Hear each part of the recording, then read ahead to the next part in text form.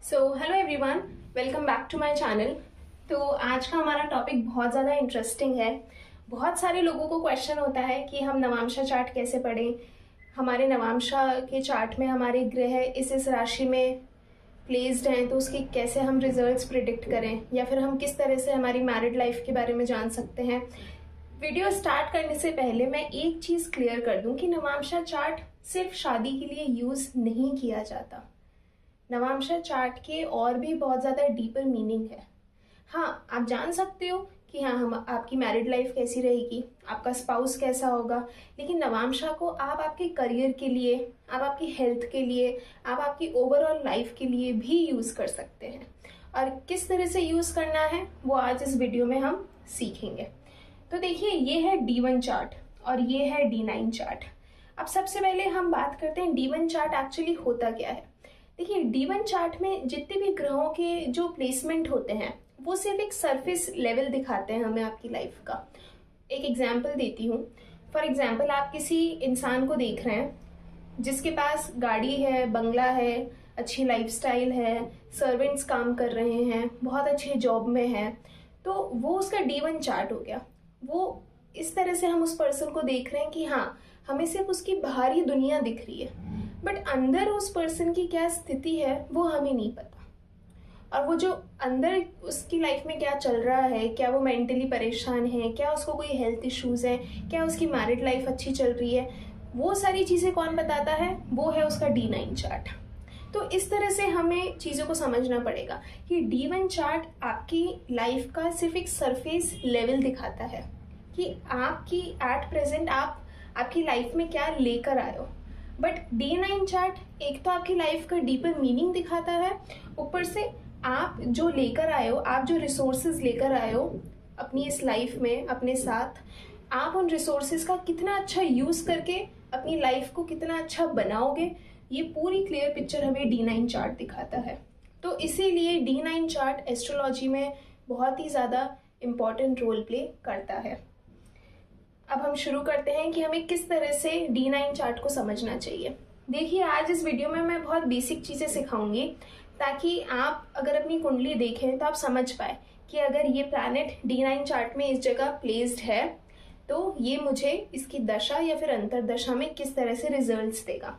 Okay, देखिए, सबसे पहले हम बात करेंगे, एग्जाम्पल लेते हैं चंद्रमा का, मून का।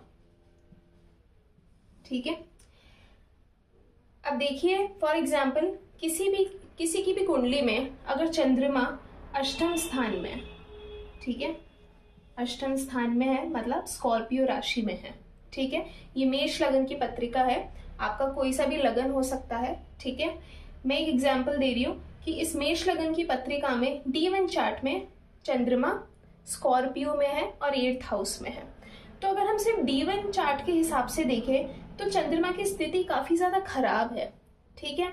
अगर इस इंसान का सिर्फ D1 चार्ट कोई रीड करे तो बहुत लोग बोल देते हैं कि आपकी माता से बिल्कुल भी नहीं बनती, आपकी माता को बहुत ज्यादा कष्ट होते हैं, और भी बहुत सारी चीजें।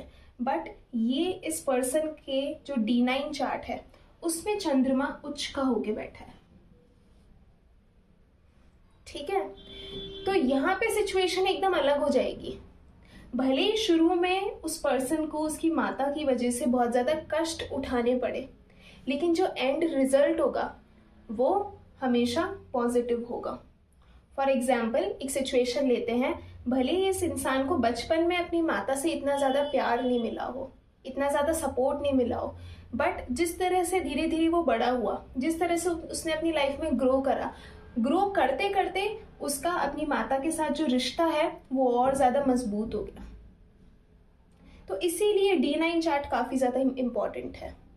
ये था चंद्रमा का केस कि D1 चार्ट में चंद्रमा की स्थिति बहुत खराब है, बट टाइम के साथ साथ इस पर्सन ने अपने रिसोर्सेस का सही इस्तेमाल करके जिस तरह से अपनी लाइफ में ग्रो करा, तो D9 चार्ट में हमने देखा चंद्रमा उच्च का होके बैठा है, खुद की राशि में बैठा है और चौथे भाव में बैठा है। तो मतलब लाइफ के में जो 30s या 40s की जो एज होगी इस पर्सन की, उस टाइम इसको अपनी मदर से बहुत ज़्यादा प्यार मिलेगा, बहुत ज़्यादा सपोर्ट मिलेगा। तो इस तरह से हम D9 चार्ट को रीड करते हैं। हम एक और एग्जाम्पल लेते हैं।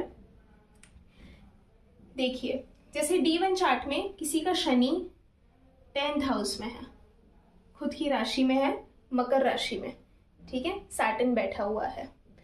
अब D1 चार्ट के हिसाब से तो ये बहुत अच्छा योग बना रहा है, राजयोग बना रहा है ये तो D1 चार्ट में, ठीक है।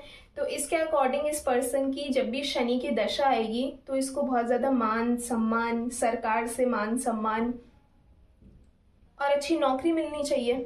लेकिन यही शनि अगर D9 चार्ट में जाके एक तो पीड़ित हो जाए, राहु केतु के प्रभाव में आ जाए, या फिर नीच का हो जाए, ठीक है, अगर शनि यहाँ पे नीच का हो गया तो फिर क्या होगा?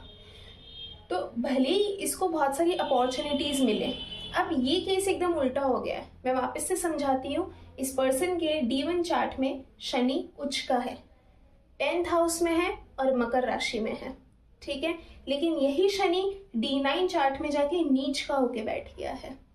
तो इसका क्या रिजल्ट होगा कि इस पर्सन को अपॉर्चुनिटीज तो बहुत मिलेगी, इसको इसके दोस्तों से, इसके परिवार से बहुत ज़्यादा सपोर्ट भी मिलेगा, बट क्या वो ये पर्सन उस सपोर्ट का यूज कर पाएगा? नहीं कर पाएगा। ये पर्सन वो जितने भी रिसोर्सेज हैं उनका ढंग से इस्तेमाल नहीं कर पाएगा और यही कारण बनेगा इसके फेलियर का।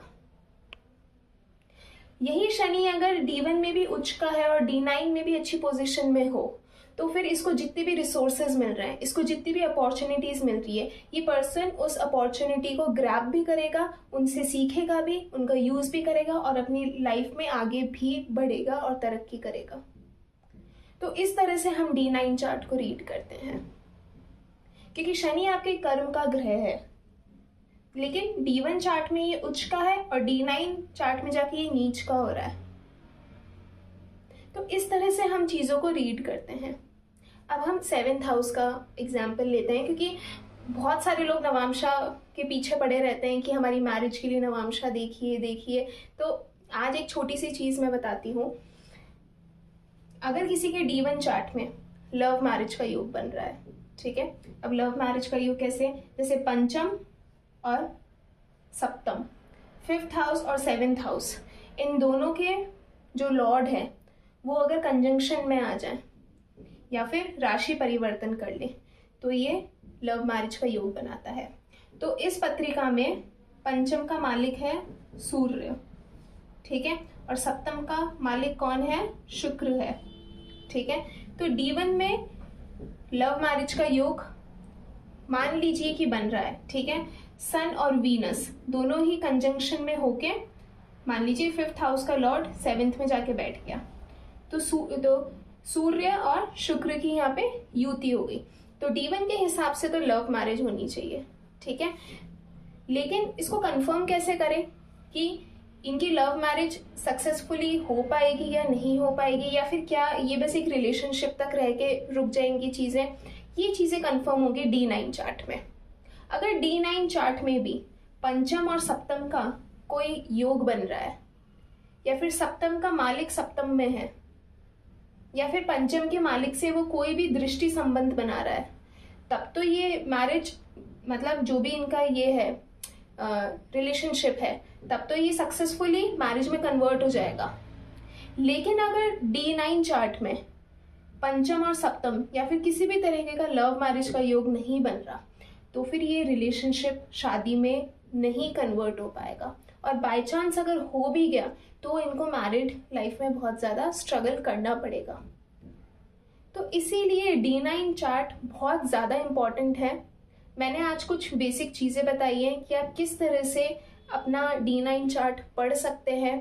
आपको कुछ नहीं करना है, आपको बस D9 चार्ट, वो D1 चार्ट में आपके ग्रहों की जो भी प्लेसमेंट है, ठीक है, जैसे शनि अगर आपके D1 चार्ट में 10th हाउस में बैठा है, आपको इसी शनि की स्थिति D9 चार्ट में देखनी है कि वो कौन सी राशि में बैठा है और कौन से भाव में बैठा है, और तब आपको समझ आएगा कि मेरा ये जो प्लैनेट है वो किस तरह से मेरे को रिजल्ट्स प्रोवाइड करेगा।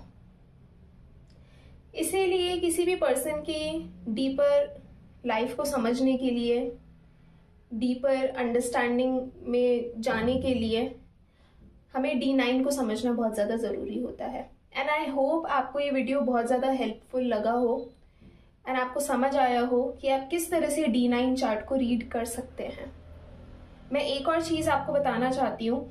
फॉर एग्जाम्पल, आपकी किसी भी ग्रह की दशा चल रही है, ठीक है, मान लीजिए शनि की ही चल रही है, तो आपको शनि को D1 चार्ट में तो देखना ही है, ठीक है, शनि की स्थिति D1 चार्ट में देखनी है और फिर यही शनि की स्थिति आपको D9 चार्ट में भी देखनी है। आप इजीली समझ पाएंगे कि आपकी जो दशा है वो किस तरह से आपको रिजल्ट्स प्रोवाइड करेंगे और फिर आप उसी अकॉर्डिंग एक्शन ले पाएंगे। तो आई होप आपको ये वीडियो काफ़ी ज़्यादा अच्छा लगा हो। ये टॉपिक बहुत ज़्यादा, मतलब लोग बहुत ज़्यादा क्यूरियस रहते हैं नवांशा के बारे में जानने के लिए। नवांशा के बारे में मैं और भी वीडियोस बनाऊंगी। हम एक एक प्लैनेट के बारे में पढ़ेंगे और उसको समझने की कोशिश करेंगे। बट अभी के लिए मैं सच में चाहती थी कि मैं आपसे ये चीज़ शेयर करूं ताकि आप अपने नवांशा चार्ट को थोड़ा थोड़ा समझना चालू करिए। मैं आप लोगों से मिलती हूँ नेक्स्ट वीडियो में। आई होप आपको ये वीडियो अच्छा लगा होगा। अच्छा लगा हो तो don't forget to subscribe this channel and like this video. I will see you in the next one.